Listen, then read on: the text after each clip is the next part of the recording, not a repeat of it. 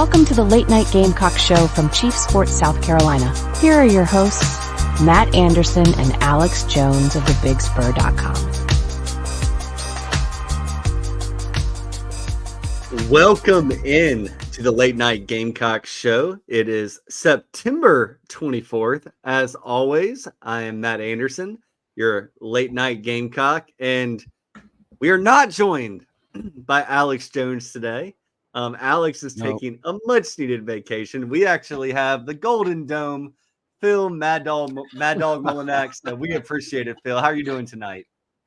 I am well, sir. I am well. Just got done with dinner. I'm about to stay up past my bedtime, and I haven't been drinking, so we should be okay to stay on the tracks tonight. You never know what's going to happen on a Late Night Gamecock show. It's a bye week, Phil. It's a bye week. What are we doing here? That's right. I know. You know what? We're here because they are, and they are here, and we welcome you all in, and we're happy to have you all here. Absolutely. One thing we do get to look forward to, though, is we get an anxiety-free weekend of football to watch this weekend. I don't think that gets appreciated enough and spoken about enough on the open week, of which we get 2 this year. Yeah, I definitely agree with you. You know, we were just talking in the lead up to the show actually starting, and I might even Uber Eat something, Phil. I don't know if I even want to leave the house during this bye week. Maybe not. That's funny, and I was so into the game, you know, on Saturday, and the whole experience of having the night game, even just having it at home. I had to Uber groceries, but the this weekend I have to. Well, okay. Here's how I'm going to put it. I'm taking my wife on a date to a homecoming dance. Well, you know, it's about time you asked her, Phil. That's right. You only went through marriage. Probably long overdue. That's right. After 21 years, she's finally getting a homecoming date with me.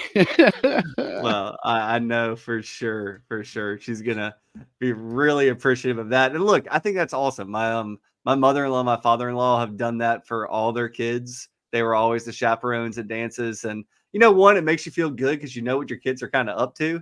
But on the flip side, not my kids. I'm sorry. I didn't tell you that. No, these are not my kids. No. The look on your face. My man's just showed up to a random ass homecoming event. No, it's my wife's a teacher at Malden High School. So we're actually chaperoning Malden's homecoming, not Okay. Well, hey, you know what? That's really fun too. So Phil, real quick, how are your fantasy football teams looking right now? We're 3 weeks in. Yeah, man, not bad. I'm in 2. I'm in my normal home league that I've been in for 13 years now. And 3-0, not a bad start, rolling. And I was invited to join late in a league through Chili's, where I was doing some part-time stuff, and no longer, thank you. But yeah, and I got in late, like I literally signed up for it, and the next day it was the Thursday night football game, and we had to draft like in an hour and a half before the game. And I'm 2-1 in that one, so I'm all right. I feel good. You're better than me, man.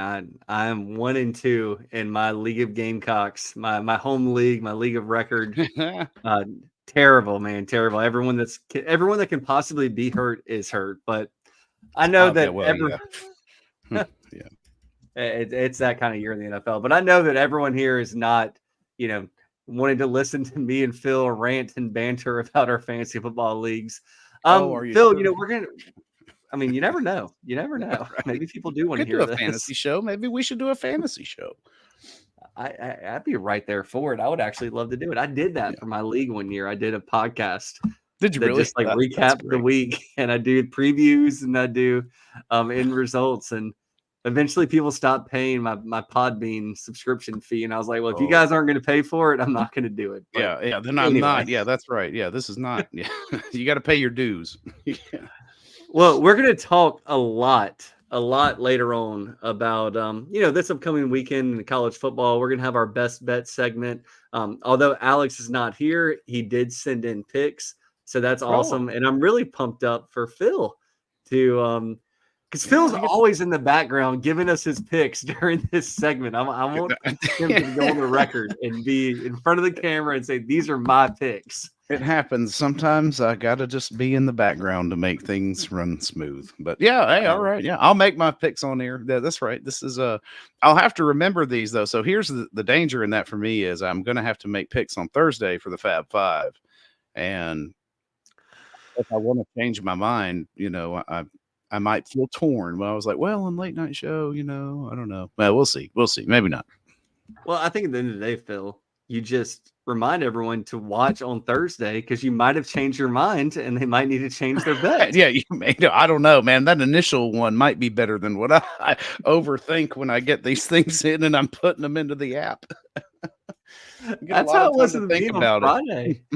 Like JB was like, all right, we're gonna make our picks, and I'm sitting here picking against the spread because that's what me and Alex do.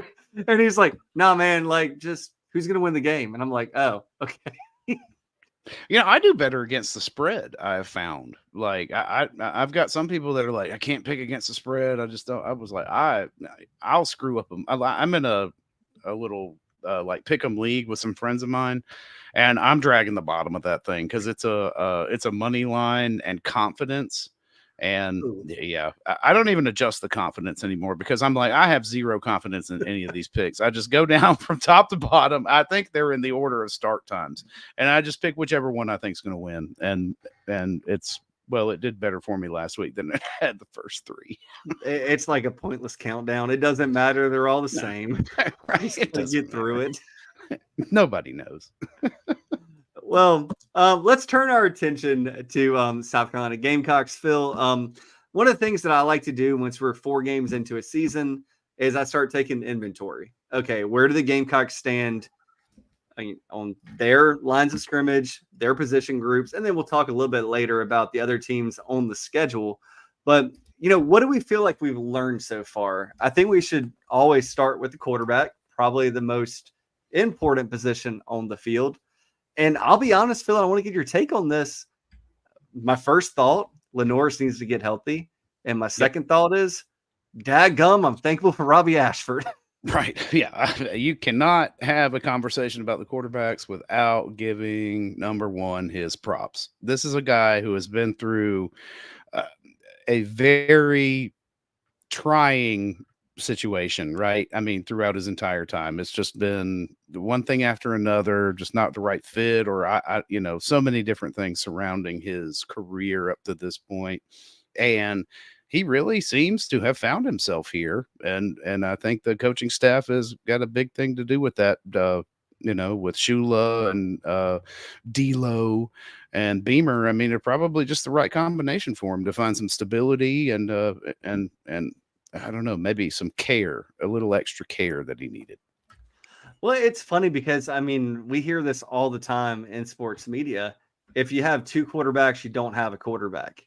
And I think this is that one instant where it might not be the case. I'm not saying that Robbie Ashford or Lenore Sellers, for that reason, can take the Gamecocks to a national championship this year. I don't think either quarterback is ready for that. But on the flip side of it, I thought Robbie Ashford played a heck of a game. I know that a lot of people say that maybe he held on to the ball a little too long. Maybe he ran. We didn't have to run, but 240 yards passing, over 100 yards rushing. And we said it on the show Sunday night. That's kind of what I think all the fans expected Lenore Sellers to do against Old Dominion.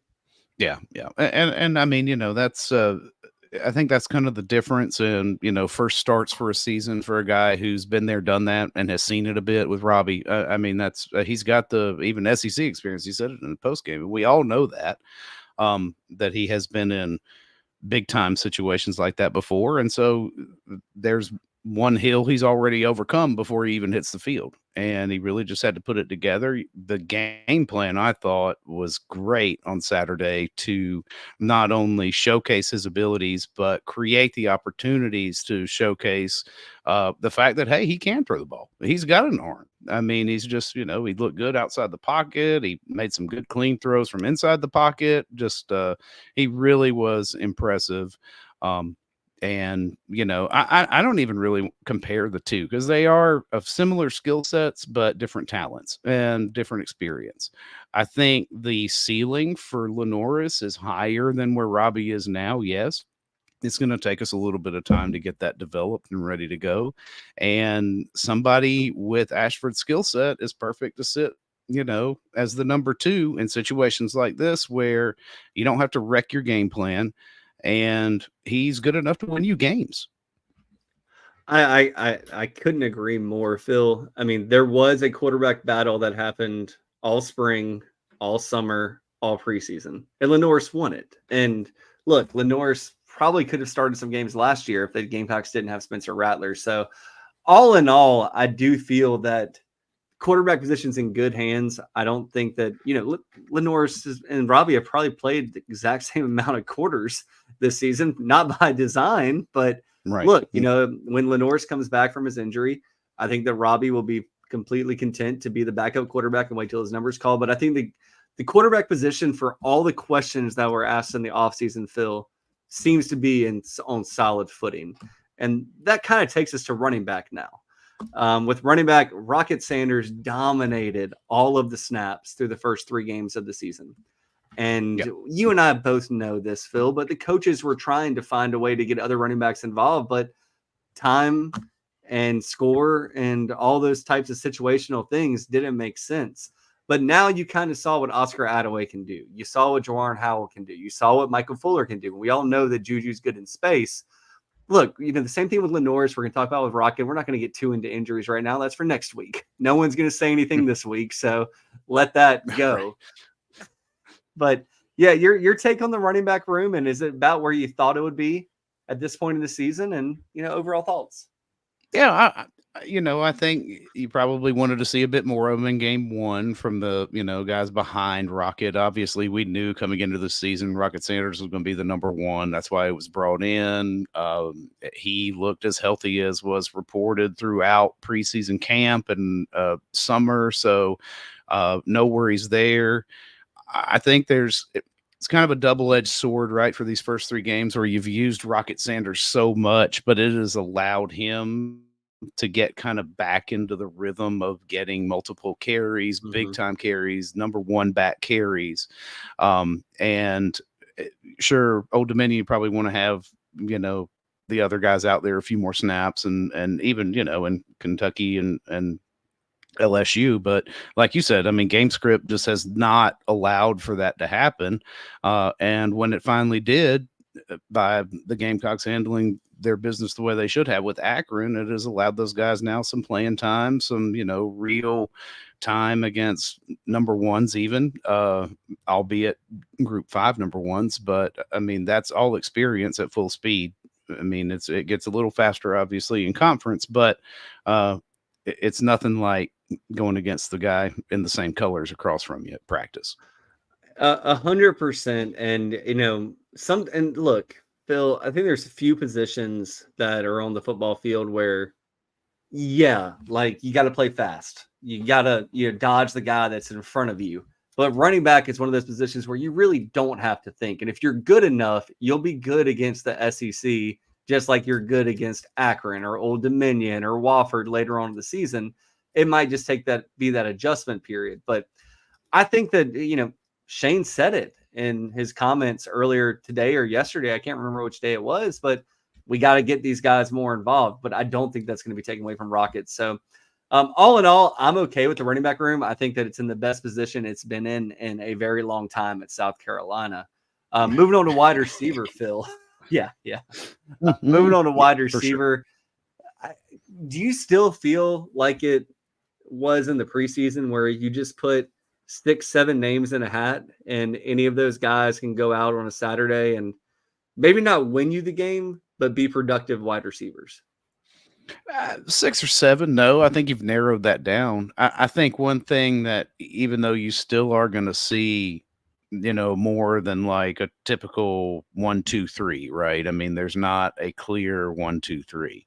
What you've got in 1 through 5 is enough to be 1, 2, 3. So there's true depth at that position, which is a thing that Carolina has not really had. When you look back over the past couple of years, there's just really been no depth. Now, some of these guys are still a little unproven, but when you think about Brown, kind of being a little dinged up right now, and I think he was in the first couple of games too as well, and wasn't like 100%. And then Larvadan just now kind of getting back into the swing of things, coming off an injury. Both of them look really good. Campbell and Jacobs, I think, have lived up to the hype, and you can see that potential that came in with them. And then, I mean, you've got, the top freshman PFF graded Mazio Bennett, here, who looks well beyond his years when it comes to just executing the wide receiver position. Everybody is worried about Nick Harbor. And, for me, I'm going to let Nick and the coaching staff worry about where Nick Harbor is. And when he comes and produces on the field, like we know he will, and like we know he can, and like we have seen, then that's when it's going to be. Like, I'm not rushing it.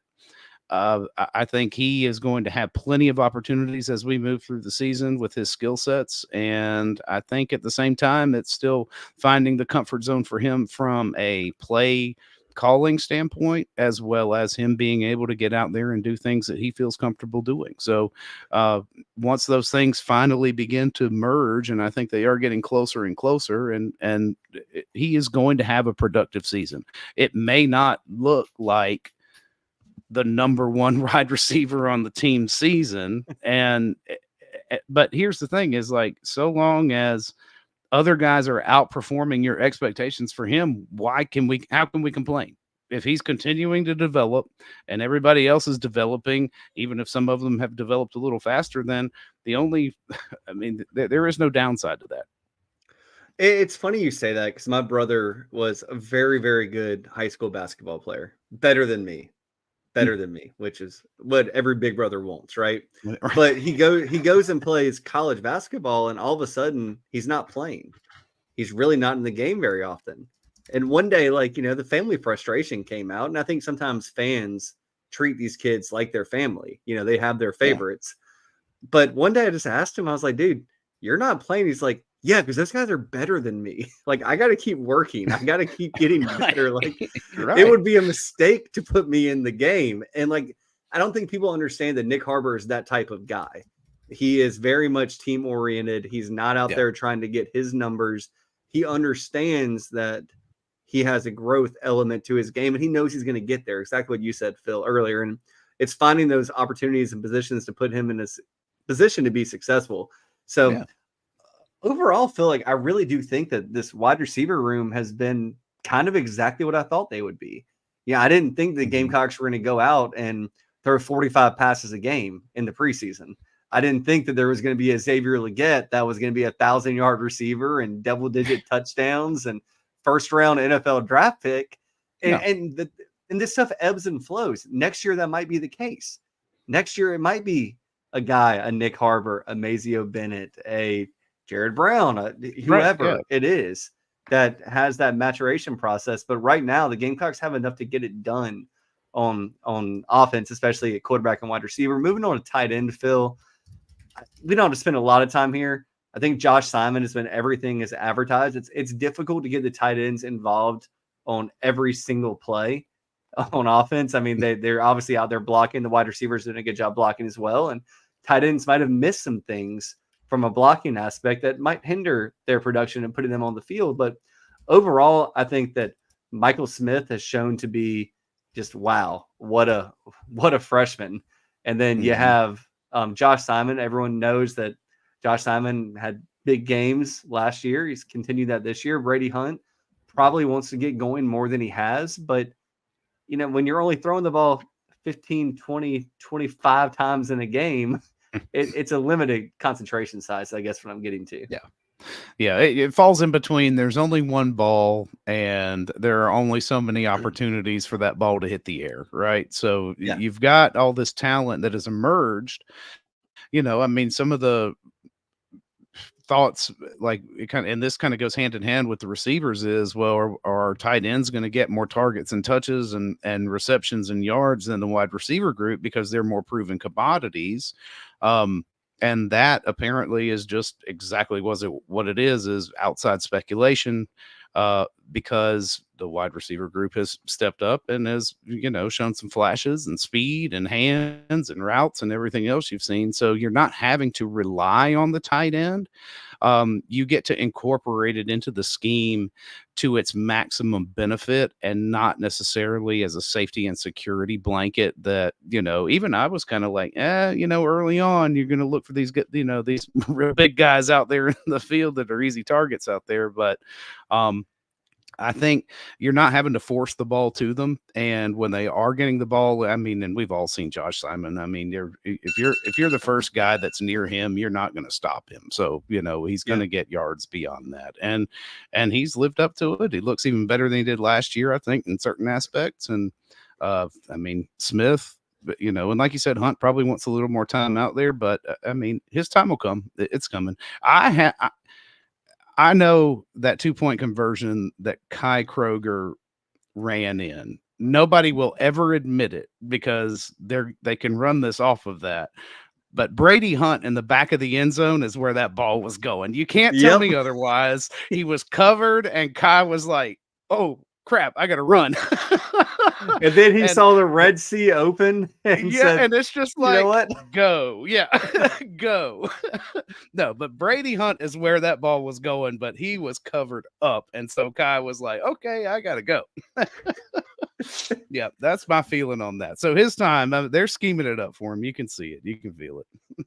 Yeah, and I think so too. And look, I've always said this, and we're going to get to offensive line here in a second, but I think that, your first drive of the game, you should make a field goal or a touchdown. I think that, your first 2 drives, you should probably have an opportunity to get points.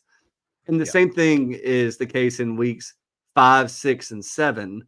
Your offense coordinator should kind of know what works and what doesn't work because you got more reps, got more time, you have more film. Yeah. That's the big thing.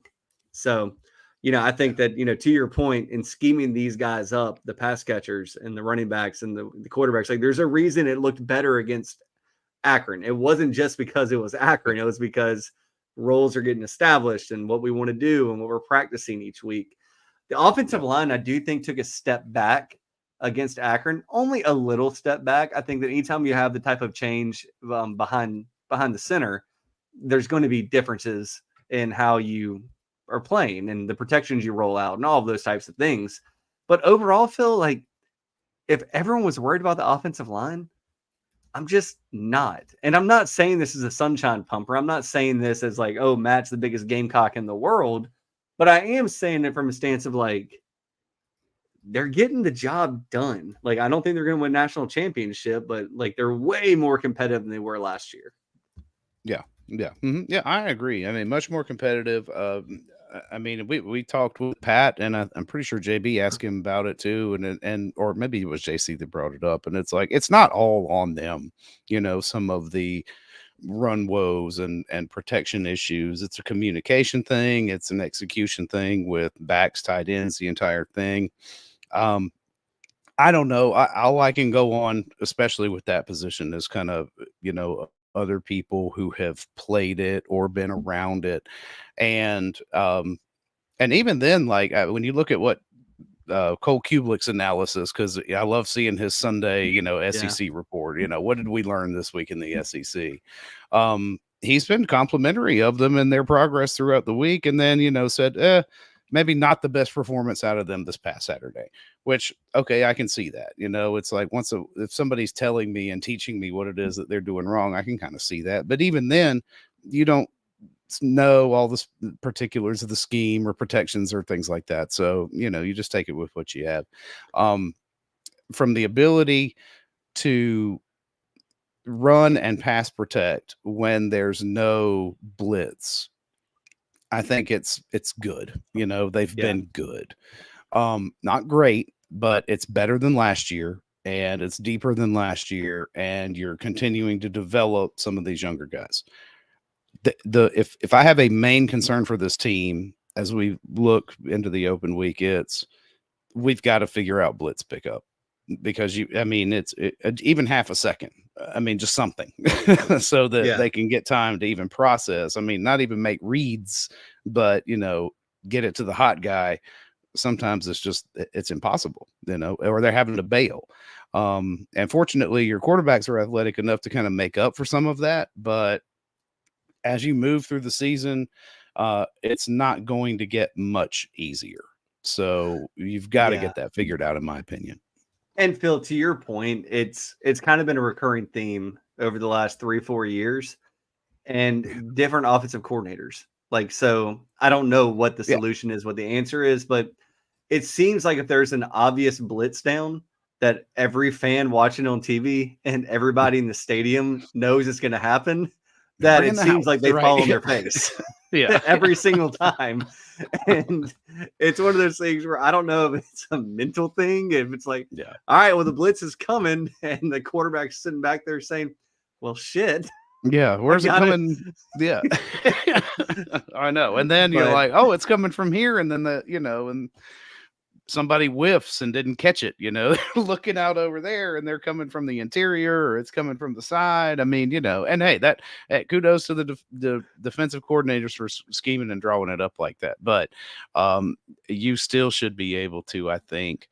And I'm sure this is something that can get corrected, but you're going to have to kind of, I guess, make that a focus or a priority here in the off week to try to, as Coach Beamer was saying, we need to get ourselves better. From my untrained eye, it looks like that's kind of where your top priority is offensively, to get yourself better, because whatever you're doing obviously is not working for whatever reason. And look, I'm not going to be on the show on Friday like I normally am. Got a commitment, got to go out of town. But I would love to get Strick's take on that, because Strick's a guy that I trust when it comes to offensive line. He's a guy that I trust when he says, look, they're ready. And look, he's been right about that. They are doing a better job. But he's also got close to the program. So maybe, Phil, if you don't mind, pop that in on Friday for the folks. And if not, I'll make sure I hit it next Friday as well. Phil, I don't think we need to spend a lot of time on the defense. Everyone's seen it. The defensive line and the linebacker core.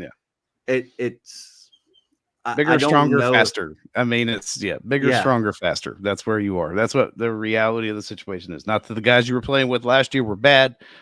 They just weren't as big, strong, and fast as what you've got now. And that's what I'm saying. I don't think we have to spend a lot of time there. Secondary, maybe there's been some lapses in coverage, but look, through 4 games, if we've only said DQ Smith's name twice, that's pretty good. It's the same thing on the offensive line. Right. If I'm not saying your name over and over again, it's not Sidney Fugar giving up 7 sacks against North Carolina. Right, exactly. I think that, at this point in the season, it's a heck of a lot of, okay, it's the bye week. Let's self-scout. Let's look at what we can do better. Let's take 2 weeks. And it's almost like this week is going back to training camp. It's going back to fundamentals. It's like, okay, this is what I need you to key in on. And I think the defense will do that overall. Special teams, Phil, I don't think we have much complaints there either. No, Kai looks solid again for the most part. Alex Herrera, missed a heartbreaking kick, is what he's missed 2 on the year, right? But hey, here's the thing. You want them all to end in kicks, and it's on the offense to make those kicks easier. So you're either making them right after you score 6 points, or you're moving it far enough down the field where you can feel confident that you're very qualified and experienced place kicker. This guy is not a freshman or anything. He's been around. He's kicked kicks and made long ones and done what you need, but it just, I don't know, maybe it's a game feel thing. I don't know. I would have confidence in him to kick another 40-something yarder just to throw it out there, because we've seen him do it before. So, why can't he do it again? Absolutely, Phil. I think that, to your point, you want every drive to end in a kick, not a punt. But you also don't want his 2 misses are from 48 and 49. NFL kickers miss those, and they have smaller hashes. right? So Yeah, right. Yeah. I don't think I have any look, did I think losing Mitch Jeter was going to be a net plus? No. But Right. Yeah. No. but at the same time, do I think that Alex Herrera has filled in admirably, and do I think he's going to go drill an important kick? Hopefully not game after Yeah. game, but yeah, I think he'll go out there and he'll drill them. So I think that okay, last thing I'll say about special teams, and we're going to hit a commercial break after this, Phil, so I want to get your take on this, but I do think there's going to be an opportunity for a kick or a punt return that goes a long way, and it just hasn't happened yet. Yeah, you could tell. I mean, I think I don't know, Juju looks pretty good back there, because he's doing kick returns, right? Or is he punt return? I can't remember. Juju's punt returns. He's back there sometimes punt for return. kicks. That's right. But so I mean, you've got quality athletes and speed and elusiveness back there, and it really is just with the blocking set up, just the way you want to on a certain kick. It wouldn't surprise me to see one bust wide open, or a couple this year for that matter. Yeah, I completely agree. When we come back, we're going to talk a little bit about the rest of the season. We have a little season outlook. And Phil and I are going to give you predictions on Gamecocks are going to definitely win this game or definitely lose this game. But we're going to talk about what we've seen because we're still in an incomplete part of the schedule right now. So we'll talk about the rest of the season after these words from our sponsors. Welcome home. That's what the Gamecocks say, and so does nationally recognized the Barndominium Company, where they are building dream homes in the Carolinas, Georgia, and Tennessee. Their turnkey process can be custom designed and takes 6 months on average. Make your dream a reality. Visit thebarndominiumco.com. Thebarndominiumco.com.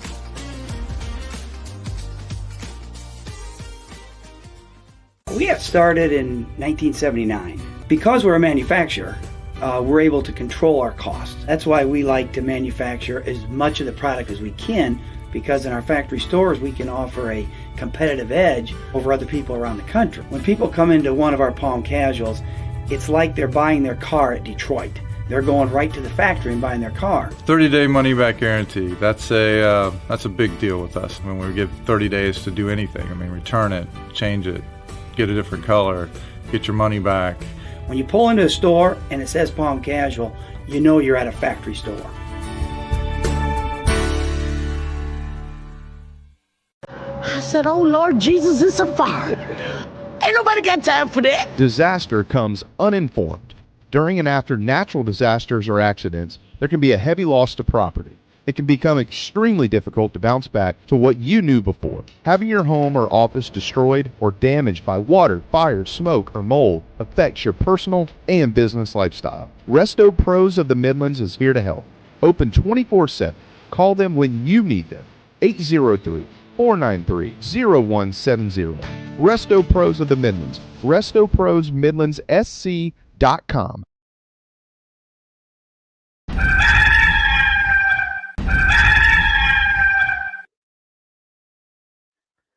Welcome back into the Late Night Gamecock Show. If you're just joining us, Alex is on a much-needed vacation. I don't think the kid has taken a vacation. I don't know, maybe it's the end of last football season. I know that he was working every camp, but so we're very happy that Alex is getting some well-needed time off. He's going to come back better than ever, and he's still on the message board. So make sure you check out thebigspur.com. Do want to make a quick note here. If you're not listening to Tailgate Talks with Steven Garcia and Patrick DeMarco, make sure you are. It comes out every Wednesday. So first thing tomorrow morning, you'll probably have an episode right in your Chief Sports app. Another quick note, please, on Friday night, support your favorite high school football team. Go to the Chief Sports app and you can see live updates on scores. Keep up with your favorite high school team, maybe your alma mater, maybe where your cousin's kids play. But it is a lot of fun, and you would be amazed when we talk about this on Fridays and we talk about the high school games going on around the state, how invested people are. So if you're one of those people and you've been trying hard to find your team's score, go to the Chief Sports app, download it right now. You can always play the Fab Five as well. Every Thursday, it locks, and you can win awesome prizes. So if you're not on the Chief Sports app, get on it, because it is the latest and greatest app in Gamecock sports media. So Phil, moving on from, where the Gamecocks have been, let's go to where the Gamecocks are going. And obviously this weekend, all of Gamecock fans are going to take a sigh of relief. I think every single one of them would take 3-1 at this point in the season. Everything is still in front of them. And I think all Gamecock fans know who should have won that LSU game. So, let that go. If you haven't let it go yet, let it go right now. I don't know. Coach Beamer hadn't let it go, man. He's at least he hadn't as of the press conference on Saturday. He still brought it up. It's got to sting, though, his man. wife hasn't either. No, yeah, right. Exactly. So I did want to make a quick. I want to make a quick note. Trey on Chat Row asked, any word on Rocket? As of right now, I anticipate Rocket being in a position to play against Ole Miss. We're not going to know this week. So if you hear anything, any scuttlebutt, any rumors, just wait until next week. I promise. We're not going to. We don't have any reason to hide anything from you. But it looks like it was very precautionary. Got into a boot immediately, and don't think it's going to be a multi-week absence. But you never know. You just never know. So. Stay locked into the Big Spurs, stay locked in inside the Gamecocks, and we'll make sure that we give you that update whenever we get it. But Phil, moving on, I kind of want to look at the rest of the schedule. Obviously, the next game is always the biggest game on the schedule. And let's kind of talk briefly about what we've learned about Ole Miss so far this season, if anything.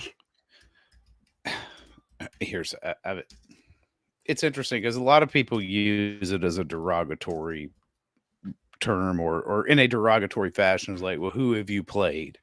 And that applies here. But I don't think it means that you can assume that they're worse than they look, right? I mean, this is a talented football team. So maybe they haven't had a lot of resistance right now, and they're scoring a ton of points, but there's nothing that tells me, or even through Lane Kiffin's term at Ole Miss, I mean, they like to score points. So if you're going to beat them, you're going to have to stop them from scoring as many points as they like, and you're going to have to put some up yourself. Traditionally, there have been some gaps in this Ole Miss team that you've been able to put up points as well. I mean, we've seen Carolina get into shootouts with them, right? I mean, it happens.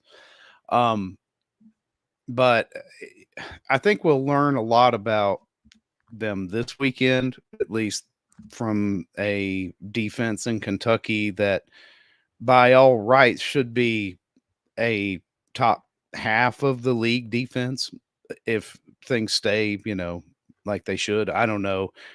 JB keeps telling us something's wrong up there in Lexington, and I happen to believe the same thing because something's off. It was funny. JC would always talk about Kentucky being a spider web team, and I said today on the show, I was like, somebody took a baseball and threw it right through that web. Like this year, oh yeah, is not whole. There are holes in this web, and you can get out of it. And whether or not on defense, I don't see where there's any where you can point to talent deficiencies because the experience and talent is basically what they had plus some last year, and they are not necessarily performing, obviously Georgia's game notwithstanding, as well as I think they want to, but they're going to get tested, and Ole Miss is going to get a step up in competition this week. Yeah, it's interesting because when I was doing all of my prep for me and Alex over the summer, we were looking at the season and what we thought might happen. And say what you want about Ole Miss, and I think Lane Kiffin is one of the best offensive minds that college football has ever seen. I mean, he's that good. But it does seem that when they get into SEC competition, to your point, Phil, there's a game that is a stinker. And there are other games where they don't score 50 points. So we got to figure out which version of Ole Miss this is this season.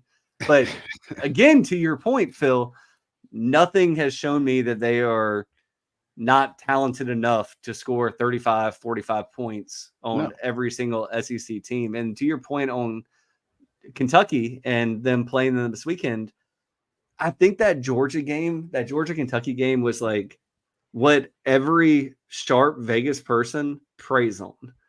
You just had Kentucky get blown out by South Carolina at home. Right. You have Georgia coming in, number one team in the country, just blew out Clemson to start the season. And then it's like, okay, like some Gamecock former players have said, you got to drop your something. And Kentucky did that. And then it was also just a scenario where Georgia knows everything about Brock Vandagriff. Brock Vandagriff knows everything about the inner workings of Georgia. It was just one of those games that I don't think you can take anything from. Like, quite frankly, I just don't think you can take anything from it. It's a road scare for a perennial SEC elite team, one of the best teams in the country. So we'll see. We'll learn a lot about Kentucky and Ole Miss, I think, this weekend. But after that, you have Alabama. Gamecocks travel to Tuscaloosa. It's been a minute since the Gamecocks have been there. Alabama, the week before the Gamecocks play them, have a tough one against Georgia. Or I think is that this week or next week? Yeah, Phil? we got Alabama, Georgia this week. Yeah. Mm-hmm. So you got that this week. I don't know enough about Alabama. I watched them struggle with South Florida. I watched them blow the doors off of Wisconsin. I mean, it's a new head coach, new entire staff. They struggled Alabama? With USF last year and made it to the playoff. I mean, so, that's the beauty of this time of year, though, Phil. Like, you really still don't know about anybody. No. Mm-mm. It's interesting. So Bama's schedule is Georgia, Vanderbilt, and then South Carolina. So it's home at Vandy and then South Carolina. I don't know. I hope the game's competitive. I know South Carolina will probably be a double-digit underdog going into there at Bryant-Denny Stadium, but because I think we've seen enough out of Alabama to kind of get a feel for what they can do too. They're still really good. Yeah, I mean, that's the thing is that, okay, yeah, they played with their food with South Florida for a little bit and then, rolled. And I mean, it happens. It's early. But all eyes on Bama, Georgia Saturday, because you're going to get that arguably. And this is what Mike was saying. It was like, this could turn out to be the best game of the season so far. And he's right. It could be. Or it could turn out to be a stinker. Either way. Like, so it could be somebody could just jump on them and just roll. And I don't think that outcome I don't think any outcome in this game would surprise anybody. I think it's wide open. I really do.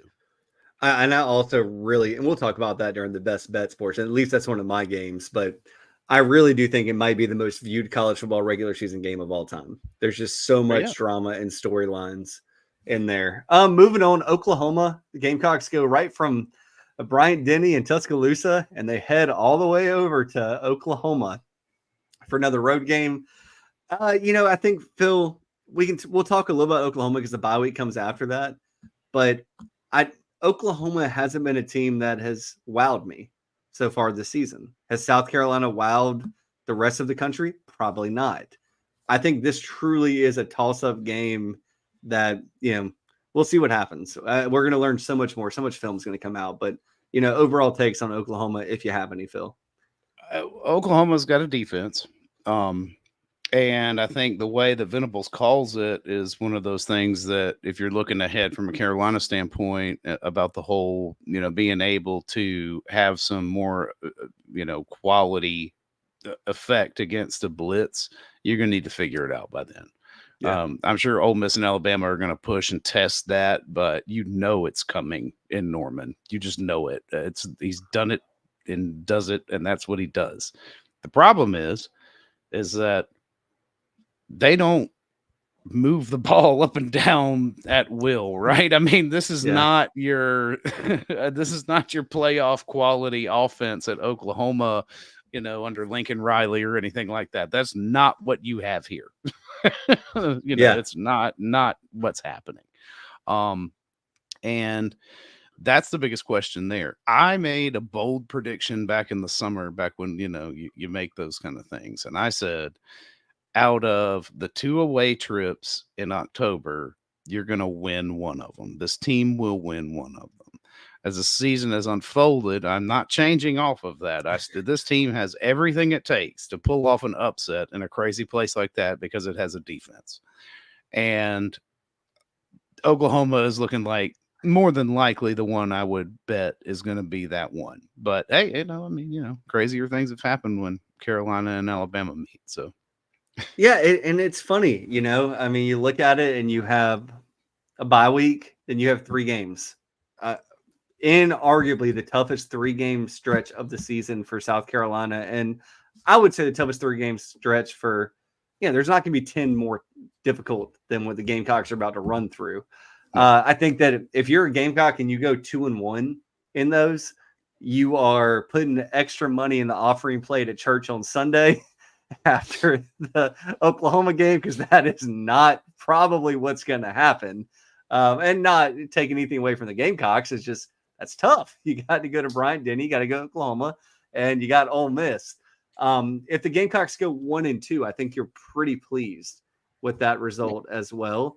And honestly, I don't know if you had to pick one of them, I think they're all equal. Just get one of those out of the way, get to 4-3, and just roll on with the rest of your season. Yeah. You got the bye week. We're not going to spend a ton of time here, Phil, because I know we're running up short on time. Oh, yeah. You got the bye week, then you have Texas A&M home. Texas A&M is very similar to Oklahoma, in my opinion. I think they're similar type teams. I think the same thing you can say about Oklahoma, you can say about A&M and the games at home. You have Vanderbilt. You got to go on the road to Vandy, and maybe this is the year you don't want to go on the road to Vanderbilt, but I don't think it's going to be an environment that is too pro Vanderbilt. Maybe they got to do 2 or 3 more years like this before they're really selling out that stadium they're renovating right now, where it becomes a challenging road game. Yeah, the scariest thing about Vandy right now is that Diego Pavia and the kill zone offense, because Vandy has done what they really need to do, and a lot of smaller schools and bigger conferences need to do. Is you need to become a special prep, right? Georgia Tech. Yeah, I mean, they're running this Jerry Kill offense that is very option oriented and not used to what you're used to seeing week in and week out for having to scout every week.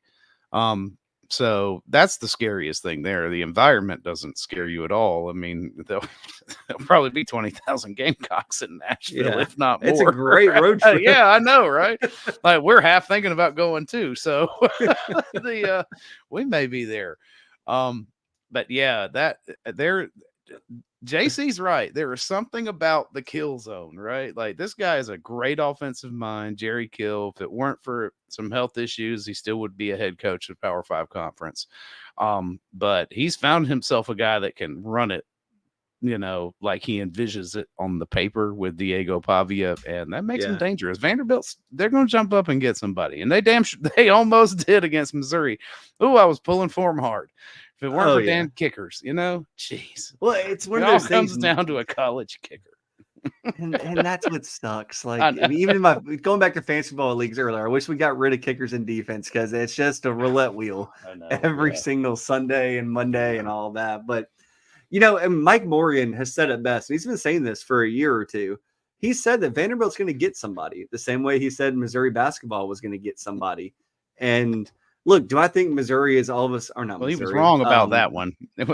Yeah, he missed 0-20. He whipped on the Missouri call. Hey, I was right there with them though. That team was too talented, but when it comes to Vanderbilt, though. I'll give him credit. Early on, you're like, now Missouri can't go winless, and then Missouri went winless. Well, I mean, heck, it needed the Gamecocks in overtime with the Jacoby Wright shot from 8 feet. Right? Yeah, I know. To win that game. So maybe that was their shot, but go ahead. I don't know. I mean, yeah, but you're right. I mean, that's it. They're getting better. I mean, they're going to invest the time they need in Clark Lee. These people up there are not, going to be dissatisfied if Vanderbilt only wins, say, 5 games this year, 4 games this year, because they would have beaten the expectation at that point. If you're Vandy, you let one go at Georgia State for sure. I mean, you wish you could get that one back, but they've got a creative enough mind on offense and a defense that can slow people down enough, not necessarily, I think, stop completely with the talent in the SEC to really make some, backsides pucker there and probably steal one. Well, it's one of those things, Phil. I think that, Vanderbilt's, I'd probably say they have a better than 50% chance to go to a bowl game this year. And look, like Gamecock fans can sit there and talk about it as well. Yeah, pull up the schedule if you don't mind. But like Gamecock fans can look down on Vanderbilt, but it's not like the Gamecocks have been bowling a ton over the last decade. So, I mean, you can look down and just say we're South Carolina and they're Vanderbilt. But, Vanderbilt has a tough schedule. And we looked at it earlier. Alex and I did back in the way back. But, maybe they get to a bowl game. Maybe they don't. But, after Either that way, game, I mean, if they win 2 more games, that's a win, in my opinion. I mean, when you're looking at, you've got one non-conference opponent left on the schedule in Ball State. I don't think we've heard very much out of Ball State, so maybe they can count that as a win. It's at night, whatever that means in Nashville. But you got Auburn. It's on the plains, but Auburn is not the Auburn of old, we'll say. That is a beatable team. And if they're still sputtering on offense and, they can put it together from Vandy's, bowl, who knows? They might have the academics, because isn't that like the what allows you as a 5-win team to get in is your academic rating? Yeah, if there are teams that don't have if there's open 6-6 record or something like that, that actually somehow I think screwed South Carolina a number of years ago because there were too many teams. I think it did last year actually, because there were a couple of 5-win teams that got in. But Vandy, wouldn't that just be the most Vandy thing ever? Just we got in. Well, we know the Whistler will be at the bowl game if they make it. Jeez, no. Does he go to the football games too? Fortunately, it doesn't come through enough, even though the stadium's empty enough to hear that guy. He can't be there. He can't. We'd hear him, but right. Good. We'd know. We'd know. Well, it's funny because we talk about Missouri and Vanderbilt and their game this past weekend, and look, Missouri's at home. That is the game that I think the Gamecocks always going to beat Kentucky, right? We've talked about that for years on end, and Missouri has kind of had a streak like Kentucky had against South Carolina. It's time for South Carolina to, if they want to be a top 8 team, a top 6 team, a top 4 team in the SEC, they got to get the Missouri bugaboo off their back. And, having them at home and then Wofford right after it, you can really put all of your attention on that Missouri game.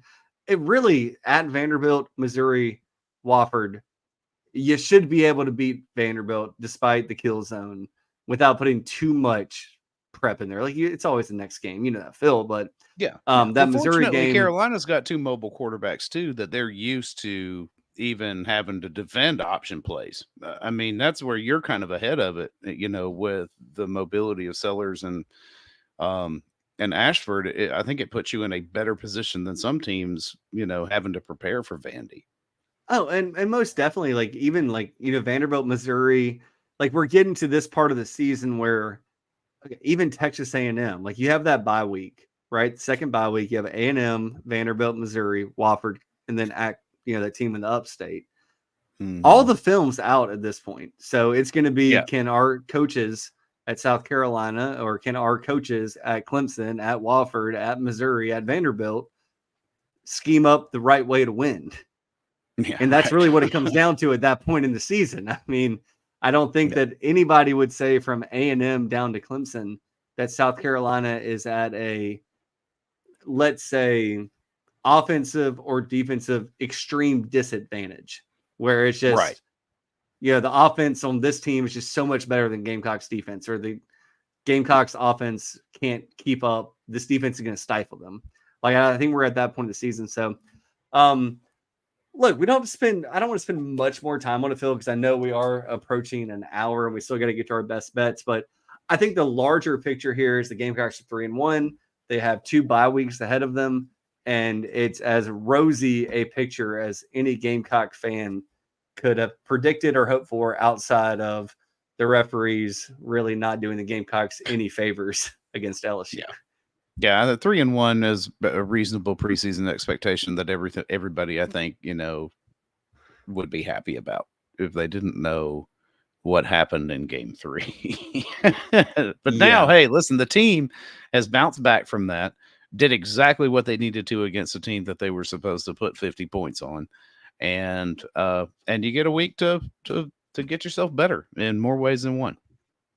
Absolutely. We're going to move on to our best bets segment. I'll tell you what, can we take like a quick 30-second break though? I think we should. Yeah, Phil. let's take a quick. I could use a little sip of water. I got to run go grab it right quick. But we will be back, y'all. Matt Anderson, Phil Mullinax filling in for Alex Jones on the Late Night Gamecock Show. Back in 30. Morning, Carl. Usual? Yeah. Your oldest was in here the other day. Said the two of you took a trip down to my neck of the woods. How'd that go? You might as well give me one of those Carolina cards while you're at it. I knew I liked that one. Yeah. There you go, my friend. Thanks. Hey, Carl. Congratulations. See you tomorrow, ready? You bet.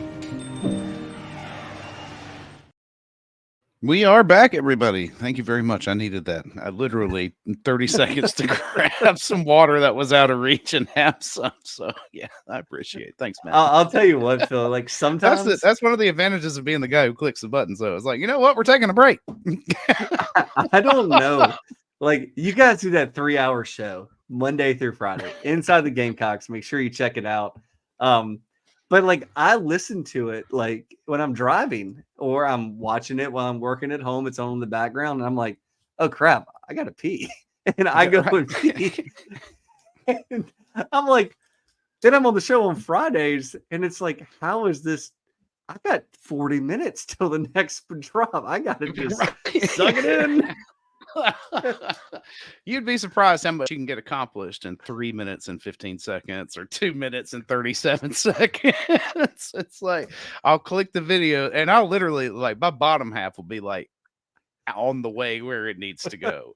And it's just one funny click you see us all like scatter like cockroaches like on the screen. Everyone's like, gotta go. There was one today to let everybody back behind the curtain. So I get to see everything that happens, in the background as the producer, but the guests, that I invite to the studio every day don't get to see anything at the bottom, but I get to see all the little windows at the bottom with everybody's faces on them. And there was one today where we hit a break and the three of them just like roaches gone. The light turned on, they're out. It was, the light came on and they were out. Mike, JB, everybody gone. Back in a couple of minutes, but you'd be surprised what you can get done in 2 to 3 minutes. Yeah, I mean, I've actually like heated up food and ate some ramen between. I'm getting pretty good at it. Like I ran downstairs. Okay, today there was one break, and it wasn't even a double break, just a single break. I ran down the stairs, grabbed a package from Amazon, brought it to the kitchen, opened it up, cleaned it because it was something I needed for. It was a new coffee carafe because ours broke, and I haven't had coffee in 2 days. You're struggling. Oh yeah, that's why I've been drinking Coke. I've been taking it with sugar, which is terrible for me at this age. But anyway, we're not getting into that.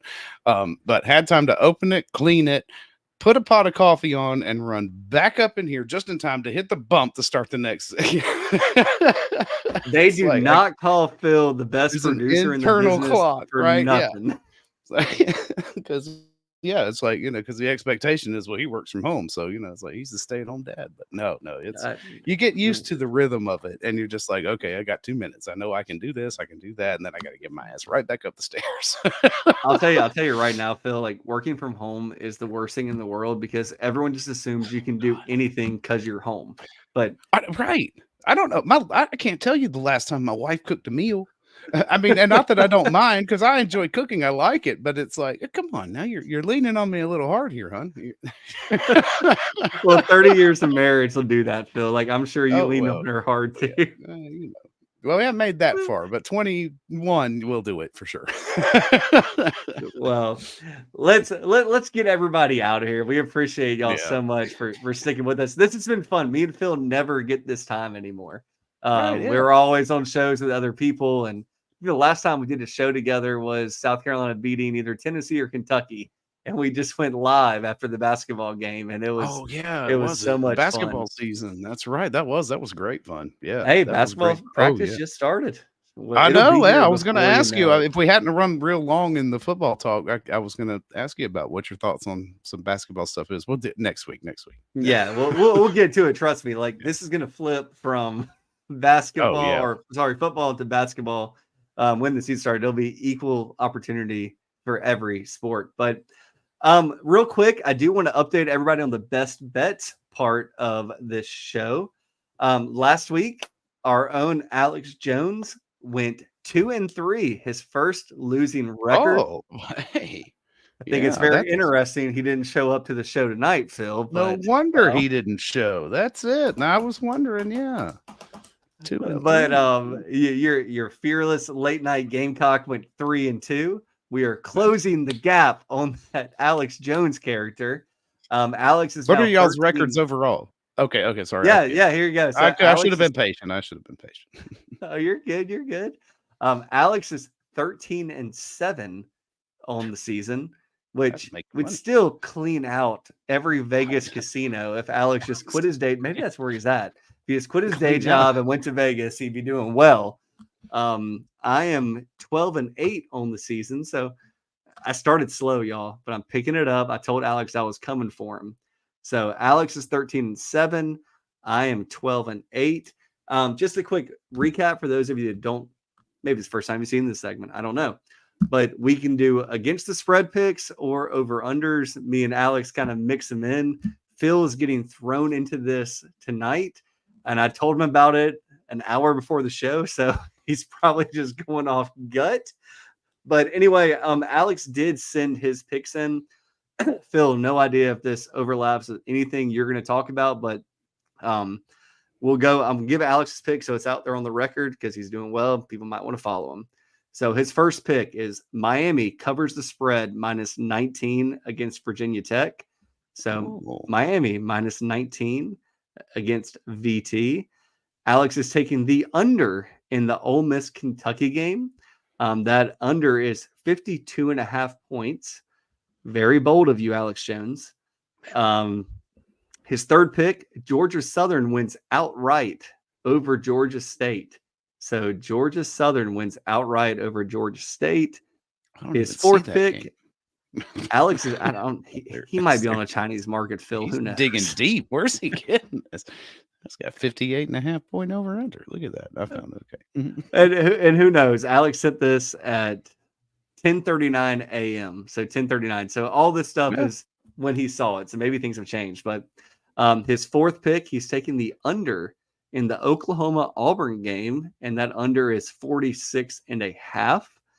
And then his last pick, Notre Dame beats Louisville, but Louisville covers the 6.5 point spread. So, okay, that is what Alex Jones is throwing out there today.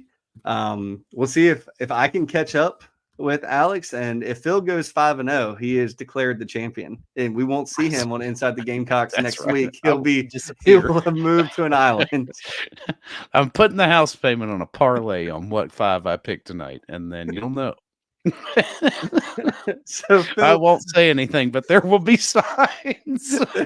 There will be signs. Phil, normally I let Alex go first, and we go back and forth until we get to 5 picks. So if you are ready, Maestro, what is your first pick? And I'll write it down. All right, let's go. I'm going to go with Mississippi State and Texas. Ooh, okay. I know, and we've been ragging. Well, JB really has been ragging the hell out of JC over this. One of his summer hot takes is Mississippi State may knock over the Longhorns. If you believe that, this was throw your mortgage on the money line. Yeah, no, I'm good on that. I'm not. I'm good on that. However, this is a 38.5 point game, and what we did not see and have not seen really from Mississippi State is them actually live up to any expectations. Let's face it, this is a talent depleted team. It's not very deep. even if they have a terrible, terrible record, which more than look like they're going to in conference. I don't think Jeff Libby loses his job. I don't think he should. I think the situation at Mississippi State has just been awful ever since Mike Leach had passed. But I like Mississippi State to cover to cover. Like I think what's that number, Phil? 38.5, sir. Woo! Okay. I don't think it'll be that bad. I like it. I mean, yeah, I'm taking Mississippi State in the points. Yeah, taking Mississippi State in the points. It's a lot of points. Do we go? Do we go back and forth or yeah? We'll go back and forth, and then if we have a game that coincides, we'll just talk about it then. And I have these in no order. It might have literally been what you said earlier, just like time of day, and I might have mixed it up as I went. But the Kentucky at Ole Miss game. I talked about this game earlier when I looked at it, and it was, I don't know, like 7:00 tonight. So lines probably haven't changed. However, the over-under was 52.5, and Ole Miss was a 17.5 point favorite. It's a big number. It's a really big number. Yeah. But longtime listeners, or at least listeners that listened last week and the week before that, and the week before that, for the past 4 weeks, we take Ole Miss to cover on this show until they play South Carolina. So we got Ole Miss minus 17.5 at home against Kentucky. Phil, am I crazy? You're not crazy. I wouldn't do it. I wouldn't do it. And the reason I wouldn't do it is because this is the wait and see game. It would not surprise me to see Ole Miss win this thing by 3 touchdowns. It also would not surprise me to see Ole Miss win this thing by a late field goal.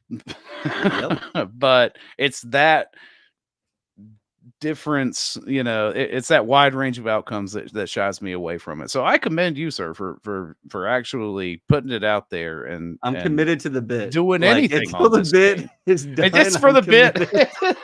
I'm taking Ole Miss to cover until they play Carolina. I respect that. But listen, you got to do it. You got to do it. All right. What's next for you, Phil?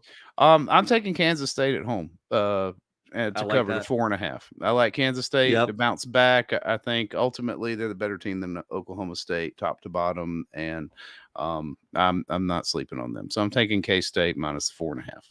Well, if you listen to Hugh Freeze, they would beat Arkansas 10 out of 10 times if they played again. So how are you not going to take the Wildcats to cover that 4.5? 10 out of 10. Except pay no mind to the one that just happened. That is a guy living in the clouds, and he knows that you can get something going in those hills over there too if you just push it hard enough. Yeah, right. Tell me you're coaching for the buyout without telling me you're coaching for the buyout. Yeah. I think he'll be there at least another year. All right, so I am again joining Alex on a game, but we're doing a different way. Alex picked Notre Dame to win, but Louisville to cover the 6.5 points. I'm not messing with that. When I looked at it, it was Notre Dame minus 6. So, Alex got a good number there with Louisville, but I'm taking the under 46.5. I think that Louisville has a really good defense. Notre Dame has not shown me that they are a good team yet. I don't care. They scored 77 points against somebody. They lost half their offensive line doing it. So I'm going to take the under 46.5, and I'm going to cross my fingers on that because it's not hard to score 47 points in a college football game.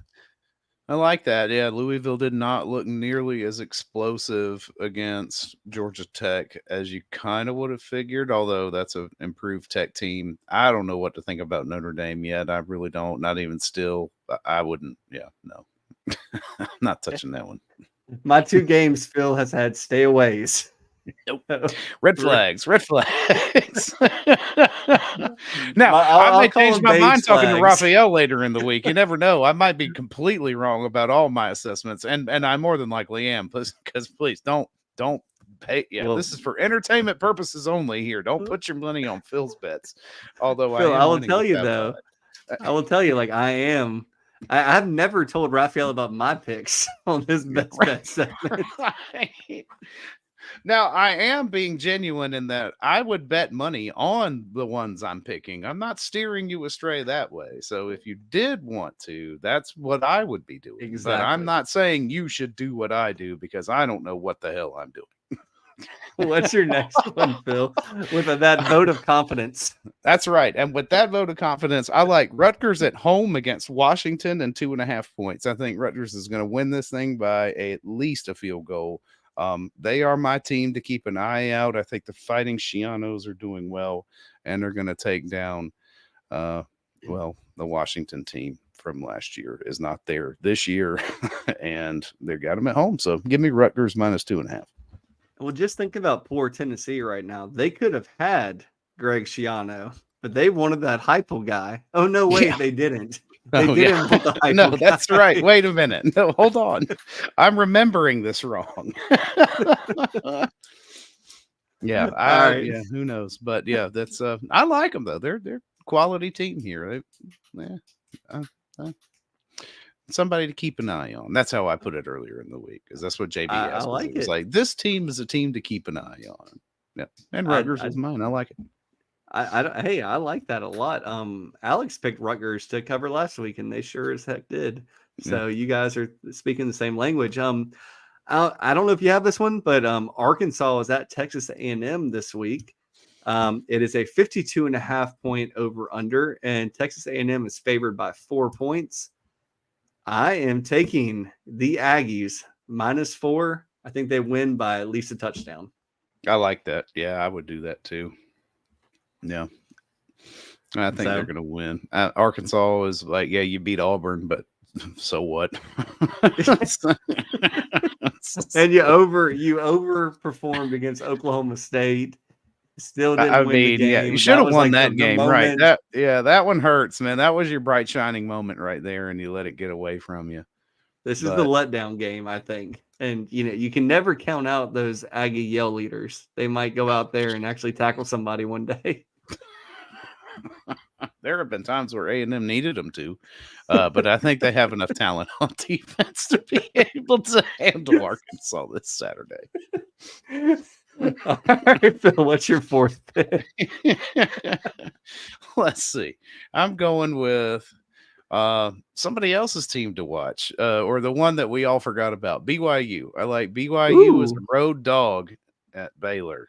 Yeah, give me BYU plus the 3 is what I'm showing here. I like that +3. You know what? I tell Alex all the time, take the +3, and because Alex likes to take the money line in like a +3, and I say just take the +3 because if it pushes, it pushes. You get a push, lose right? Anything. Yeah, you don't lose anything. Mm-hmm. That was my number 6 game, and I agree with you. It didn't actually make my cut, but I do like that pick, Phil.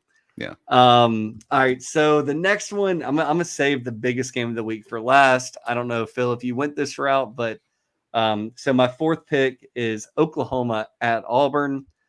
Somehow Oklahoma is only -2.5 on the road at Auburn.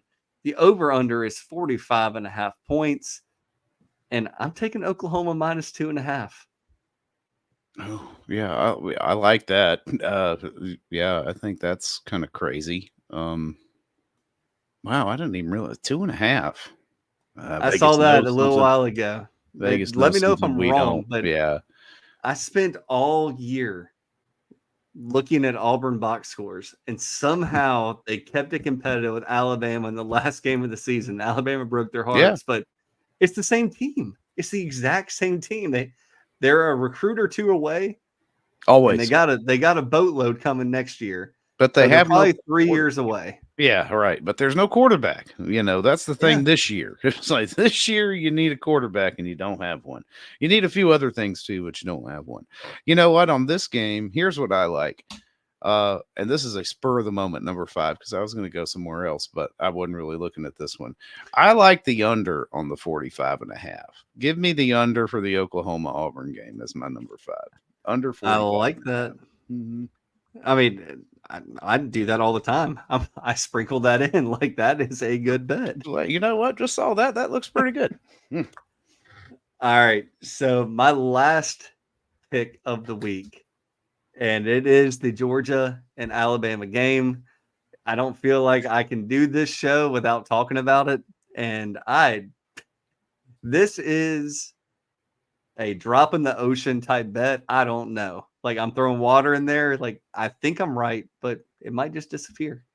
It might be like that jewel in the Titanic. I don't know. There it is at the bottom of the ocean. I don't know. I shied away from this one because I got a sneaking suspicion I'm going to have to do this one Thursday.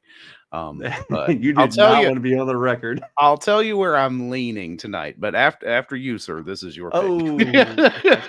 Waiting for that morsel. All right, so Georgia -2. The over/under is 48.5.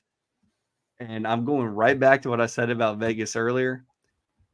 There was a 13-12 of stinker game in Lexington, Kentucky last week. Yeah. I haven't seen anything from Alabama over the last 3 years that tells me their defense is legit. And I think Georgia has a pretty good offensive coordinator and Mike Bobo. Gamecocks know him.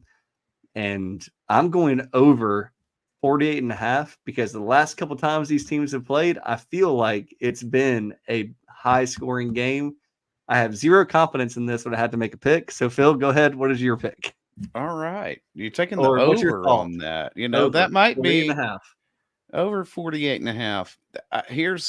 Here's where 27 gets you there, man. Or yeah, that's true. Yeah, exactly. And that's not a bad score, I think, for either of these teams and either of these, defenses. I think you can put points up on both of them.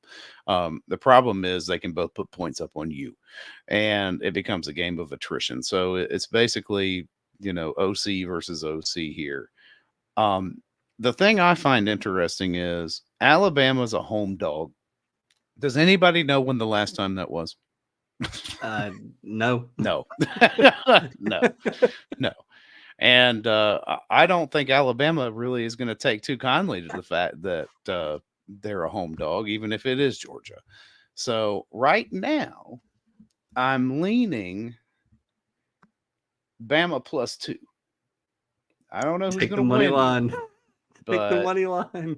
I might. I mean, if 3 is different, but 2, yeah, I might go money line. But since Fab Five's against the spread, I will be able to hide under 2 points. But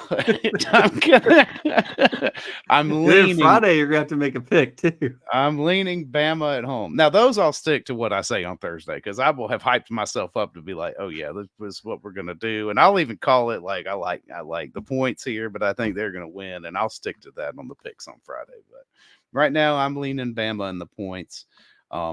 Yeah, I may talk myself into a Bama outright win by the end of it. But again, that's one I wouldn't voluntarily pick up because it could go either way. But I where you went with it doing the points. I think that was actually a pretty solid pick there. There have been a lot of people that I trust that have been on Inside the Gamecocks and other media markets over the past 6 months that said that Georgia's going to lose 2 games this year. I think Mike Morgan said that. I don't want to put words in his mouth, but they're going to lose 2, whether that comes in the SEC championship, the playoffs, whatever. But before the national championship game, they will have 2 losses. So where else is it going to come? I mean, they play Texas, but like this, I think you're right. If Alabama wants to go to the playoffs, oh yeah, they got to win this one. Yeah, it definitely look, I don't even know what their schedule is like after this. I think they play, so they don't have some Texas, tough ones. But they got to play Tennessee, obviously. I knew that, but Oklahoma, it could be worse. No, LSU, they actually get Georgia has a tougher one. Oh yeah, no, Georgia's road is a lot tougher. Yeah. Oh, I thought you were talking about Alabama. Yeah, Georgia. No, I was talking about Alabama, but Georgia's road is tougher. But Alabama has to win. They can't lose on the road to a Georgia team and be, 1 or 2 losses in a tiebreaker, being Georgia beating you at home. Is where I was kind of going with that. Yeah, no, I'm kind of with you that, I think that it will. It's going to be tough to make a case, right? Because at that point, there's going to be a lot of 2-loss teams. Yeah. And you're not going to want to have to point to a home loss like that and state your case. Not when you got, Tennessee. It would not shock me to come in, at the end of the season, number 2 in the league. if not number one. I mean, Heupel's got a defense this year, and that makes him scary. Oh, I 100% agree. So we had a long-winded show tonight. I appreciate it. It's not like I said, it's not often Phil and I get this opportunity, so we just made the most of it. We hope you all enjoyed it. We know that when you spend time with us on Sunday nights, on Tuesday nights, on the show, all the different shows throughout the week, but especially this time that I get with all of you, I appreciate it so much. When you hang out with me, you give me the most valuable thing you have, which is your time. And I thank you from the bottom of my heart, and we'll always keep doing this for you as long as everyone is enjoying this. So, Phil, I'm going to send us out. Is there any parting words you'd like to give to the viewers and listeners of our show? No, I appreciate everybody's time as well. Thank you for allowing me to come on here and fill in for Alex. I'm sorry that I disappointed the fans by not being Alex tonight, but I'm sure they'll get over it. And don't worry, Mr. Jones will be back next week after a much-deserved break. Yeah, Mr. Jones is hanging out with Sister Hazel right now. They're looking at girls at the bar. So we will be back in next week. We thank y'all so much for hanging out with us tonight, and we will catch you. Phil, see you tomorrow. I'll see you sometime soon. Have a great one, everyone.